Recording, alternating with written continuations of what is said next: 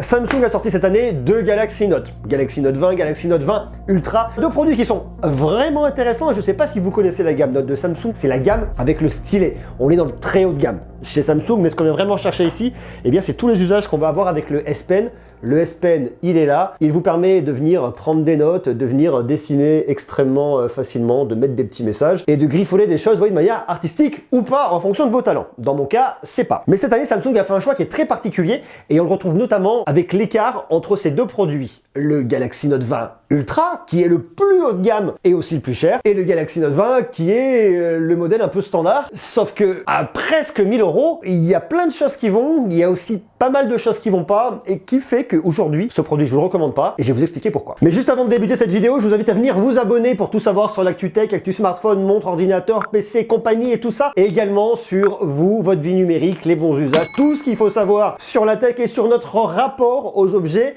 connectés. Je vous invite donc à venir vous abonner en cliquant sur le petit bouton rouge qui est situé juste là et actionner la cloche, comme ça vous saurez tout dès qu'une prochaine vidéo sortira.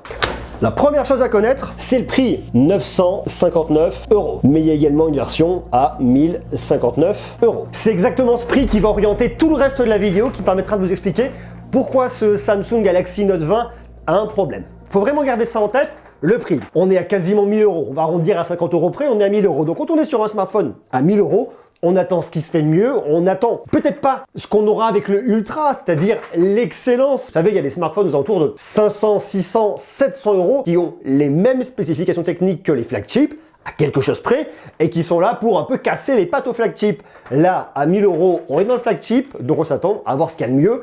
Et ça me paraît relativement normal. Sur le Galaxy Note 20, vous avez une version 4G qui est à 959 €. Vous avez une version 5G à 1059 €. Tandis que sur le Galaxy Note 20 Ultra, vous avez deux versions. La première version est à 1309 € et la deuxième à 1409 €. On a donc une différence de 350 € entre le moins cher des Galaxy Note 20 et le moins cher des Galaxy Note 20 Ultra. Et 350 €, eh ben ça fait quand même un peu d'argent. Et pour ces 350 €, on a quand même de réelles différences entre ces deux produits. Quelles sont ces différences et est-ce qu'elles vont jouer plutôt en faveur du Galaxy Note 20 ou en faveur du Galaxy Note 20 Ultra? Donc vous avez vu le titre de la vidéo, je vous explique, vous allez voir que ça joue plutôt en faveur du Galaxy Note 20 Ultra. Mais ce que vous ne savez pas, c'est pour quelle raison est-ce que je suis un peu dubitatif devant ce Samsung Galaxy Note 20. La première raison, ça va être le choix des matériaux. Dans les produits que j'ai, on a la couleur Mystic Bronze qui est vraiment très sympa. Mais la différence, c'est dans le Galaxy Note 20 Ultra, ici, vous avez un dos en verre, tandis qu'ici, eh bien, vous avez un dos en plastique. Alors certes, un très joli plastique, du plus bel effet, mais au toucher, on s'en rend compte. Déjà, de par la température, on a forcément un côté un peu moins froid. Fatalement, c'est le matériau. Même si la finition est belle, eh bien, je me dis qu'avoir un smartphone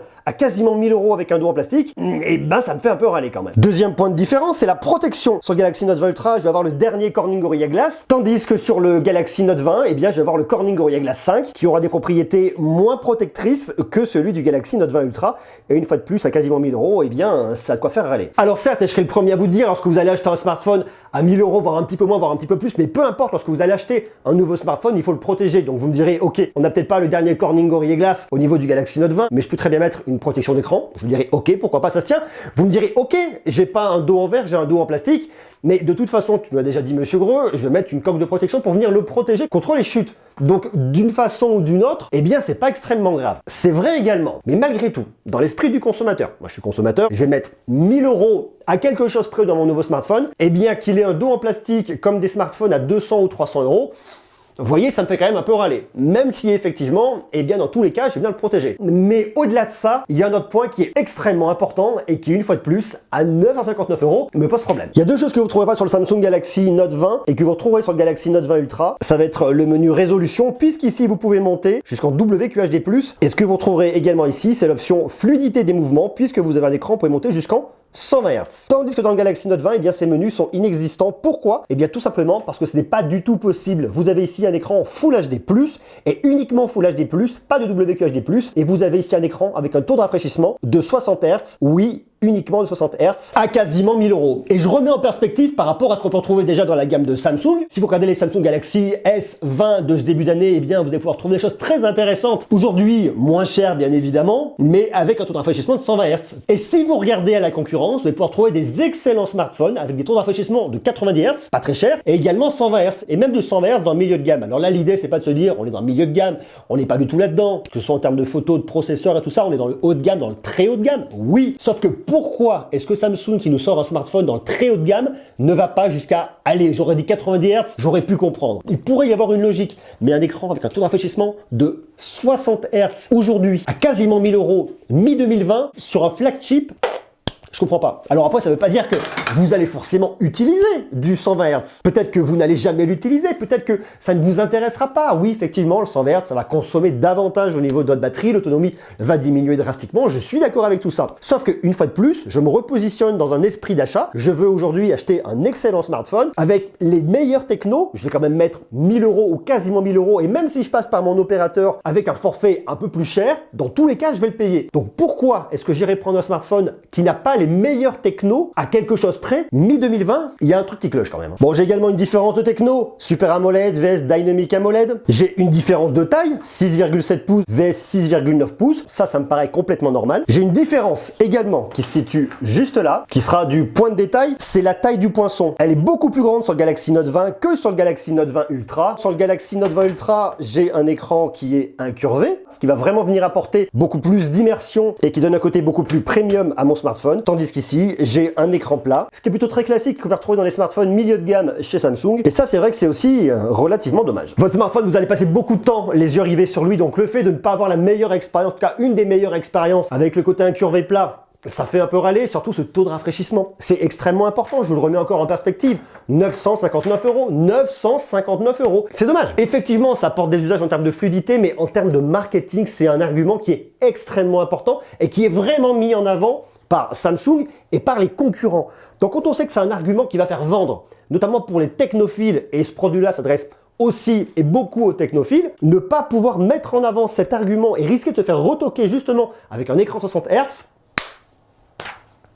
c'est pas compréhensible. Autre différence au niveau du stockage, sur le Galaxy Note 20, vous avez 256 Go non extensibles, alors que sur le Galaxy Note 20 Ultra, vous avez soit 256 Go, soit 512, dans les deux cas extensibles jusqu'à 1 Tera grâce à une carte micro SD. Ça peut paraître être effectivement un point de détail, d'autant plus qu'aujourd'hui on met quasiment tout dans le cloud, mais malgré tout, une fois de plus sur un smartphone à quasiment 1000 €, vous dites que vous ne pouvez pas venir augmenter votre capacité de stockage. Bon, après, je suis d'accord, 256 Go de stockage, déjà, vous avez de quoi faire, surtout si vous stockez vos photos dans le cloud. On a également une différence au niveau de la batterie, 4300 mAh pour le Galaxy Note 20 contre 4500 mAh pour le Galaxy Note 20 Ultra. Mais la différence au niveau de l'autonomie, ça se tient à pas grand chose. Mais qu'est-ce qui fait l'ADN de la gamme Note? Eh bien, je vous le donne dans le mille, c'est son S Pen. Et le S Pen, il y a une différence. Sur le Galaxy Note 20, vous avez un stylet qui a une latence de 26 millisecondes. Tandis que sur le Galaxy Note 20 Ultra, vous avez un stylet qui a une latence de 9 millisecondes. Et cette différence, elle fait toute la différence en termes de ciblage. Pourquoi? Déjà, il faut savoir que sur le Samsung Galaxy Note 10 de l'année dernière, vous avez une latence de 42 millisecondes. Donc c'est vrai qu'entre 42 millisecondes et 26 millisecondes, il y a une amélioration, c'est certain, mais on voit qu'aujourd'hui, ils peuvent faire beaucoup mieux avec une latence de 9 millisecondes qui vous donne un aspect extrêmement naturel, comme si vous griffonniez sur une feuille de papier. Alors vous allez vous dire, j'ai 26 millisecondes, j'ai 9 millisecondes. Quelle va être vraiment la différence? Et la différence, en fait, c'est le ciblage. Vous allez tabler avec le Samsung Galaxy Note 20 Ultra avec la latence de 9 millisecondes, des gens qui ont un usage extrêmement précis, qui sont vraiment des connaisseurs. Probablement des infographistes, des illustrateurs, des dessinateurs et tout ce qui finit en teur à quelque chose près. Avec le Galaxy Note 20, on va s'adresser à un public plus amateur, moins pro, des personnes qui veulent découvrir, qui veulent commencer à utiliser un stylet, mais à qui le fait de ne pas avoir la latence la plus faible ne va pas poser problème. Une fois de plus, je reprends mon raisonnement et je reprends ma logique en me disant j'ai à peu près une enveloppe de 1000 € à mettre dans un smartphone. Je suis d'accord entre 959 € et 1359 €. Vous avez quand même 350 € d'écart, ce qui représente beaucoup d'argent. Mais puisque l'usage principal et la raison pour laquelle on va aller l'acheter, c'est cette petite bête là, pourquoi tout de suite ne pas aller sur ce qui fait mieux lorsqu'on a 1000 € à poser sur la table? Est-ce que ces quelques millisecondes de latence justifient 350 € d'écart? Pour les personnes qui ont un usage pro, je pense que oui. Pour ceux qui n'ont pas un usage pro, je pense que non. D'ailleurs, dites-moi, vous, si c'est votre cas, en bas en commentaire, est-ce que vous pensez que ces quelques millisecondes de latence vont justifier la différence de prix? Non pas elle seule, parce qu'on l'a vu, il y a plein d'autres choses qui le justifient. Mais est-ce que vous, vu que le stylet, c'est quand même l'usage principal, est-ce que vous pourriez mettre 350 € de plus pour réduire de quelques millisecondes la latence? Marquez le mot en bas, ça m'intéresse. Et on a également une différence importante au niveau de la photo, puisque sur le grand angle, on a un capteur de 12 mégapixels contre 108 mégapixels sur le Galaxy Note 20 Ultra. Et que sur le téléobjectif, je vais avoir un 64 mégapixels avec un zoom hybride x3 et un space zoom x30 sur le Galaxy Note 20,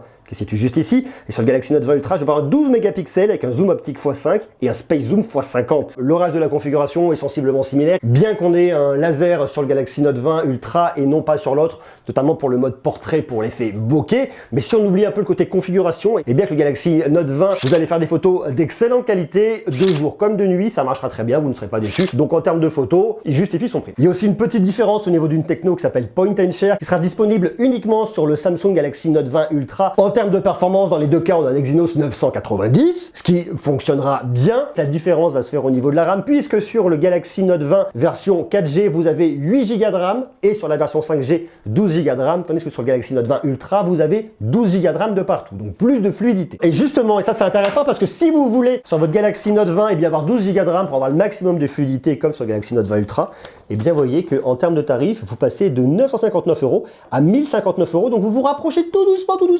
doucement du tarif des 1309 €. On n'y est pas encore, il y a toujours un delta, mais tout de même on s'en rapproche. Donc est-ce que cette config 5G est intéressante aujourd'hui? Ça dépend, parce que la 5G va arriver dans les années à venir tout doucement, on devrait commencer à l'avoir arrivé fin 2020, voire 2021, en tout cas en France, je parle uniquement de la France. Si vous êtes en Suisse, vous l'avez déjà, il y a d'autres pays où elle est là, et d'autres pays où elle n'est pas encore là, où elle n'est pas prête à arriver, donc ça dépend même de vous en France ou en Suisse, ou dans le pays dans lequel vous vous situez, si la 5G est là, est-ce qu'elle est là dans votre région, oui ou non? Donc je dirais, bon, la version 5G tout de suite, pourquoi pas si on se projette pour un smartphone qu'on garde 2-3 ans, et que dès que la 5G arrivera, on veut la prendre. Sinon, la version 4G, pour l'instant, fera l'affaire. Bon, après, c'est un smartphone que j'aime bien. Il a le DeX sans fil, il est rapide, il est performant. Vous avez un capteur d'empreinte digitale ultrasonique qui les dérouille extrêmement rapidement. Il y a les Air Action si vous souhaitez les utiliser. Vous avez un nouveau mode vidéo pro qu'on retrouve dans les deux modèles et qui fonctionne parfaitement bien. Il a du Wi-Fi 6 et est certifié IP68. Mais malgré tout, vous voyez, la question se pose. Et la vraie question à se poser là-dessus, ce n'est pas la question des 8 vs 12 Go de RAM. La question à se poser, c'est est-ce que vous avez besoin d'un stylet? Est-ce qu'il vous faut un smartphone avec un stylet? Et si oui,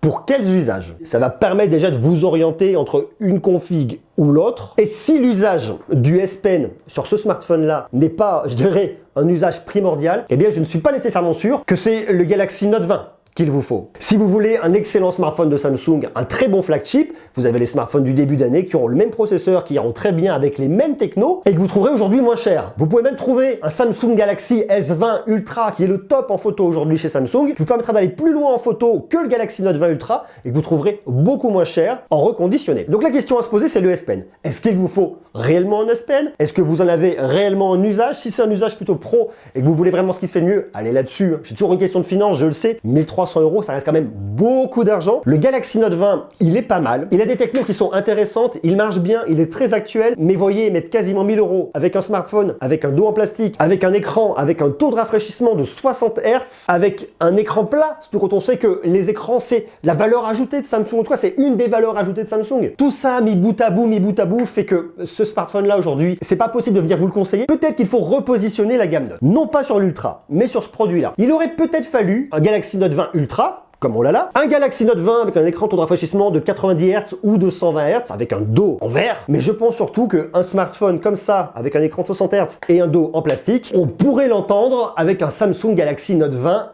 Lite et non pas avec un Samsung Galaxy Note 20. Vous me dire vous ce que vous en pensez en bas en commentaire. Est-ce que vous êtes d'accord avec mon analyse? Est-ce que vous le trouvez intéressant? Est-ce que vous l'avez acheté? Est-ce que vous pourriez l'acheter? Si vous l'avez acheté, pourquoi? Est-ce que vous êtes positionné dessus? Qu'est-ce que vous pensez de son positionnement tarifaire? Marquez-moi tout ça en bas en commentaire. Et quant à nous, on reste connectés parce qu'il y a plein de choses à se dire, bien évidemment sur Samsung, sur plein d'autres marques, plein de nouveautés smartphones. Et une fois de plus, plein de choses à raconter sur vous, votre vie numérique. Et je pense qu'on ne va pas être déçus. Sur ce, je vous embrasse, je vous envoie beaucoup d'amour et à très vite. Ciao, ciao.